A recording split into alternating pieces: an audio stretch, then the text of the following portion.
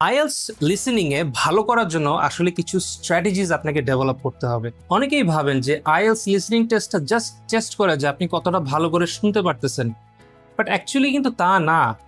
IELTS listening এ কিন্তু actually check করতেছে আপনার অ্যাক্টিভ লিসেনিং স্কিলস। শুধু তাই না, তারা এটাও চেক করতেছে আপনি কতটা কুইকলি থিঙ্ক করতে পারেন। আইএলস লিসেনিং এ ভালো করার জন্য আসলে কিছু স্ট্র্যাটেজিজ আপনাকে ডেভেলপ করতে হবে। স্ট্র্যাটেজিসগুলো যদি আপনি শিখতে পারেন প্রপারলি, তাহলে কিন্তু আপনার লিসেনিং স্কিলটাও বাড়বে এবং আপনি আপনার বেস্ট পারফরমেন্সটা লিসেনিং টেস্টে দিতে পারবেন।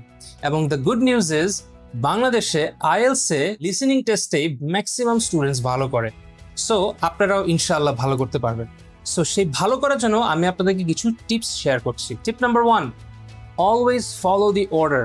মনে রাখবেন, পরীক্ষায় কোয়েশ্চেনগুলো যেই সিকোয়েন্সে আসতেছে লিসেনিং টেস্টে, এই একই সিকোয়েন্সে কিন্তু আনসারগুলো বলা হবে। সো আপনি যদি কখনো মনে হয় যে খুঁজে পাচ্ছেন না, আপনি কোথায় হারিয়ে গেছেন, আপনি জাস্ট দেখবেন যে কোন আনসারের সাথে মিলতেছে। যেই আনসারের সাথে কথাটা মিলতেছে, আপনি বুঝবেন যে সেখানে এখন আছে, এরপর থেকে এখন আনসার করতে হবে, আগের কোশ্চেনে আর যাওয়ার দরকার নাই। টিপ number 2, one question at a time.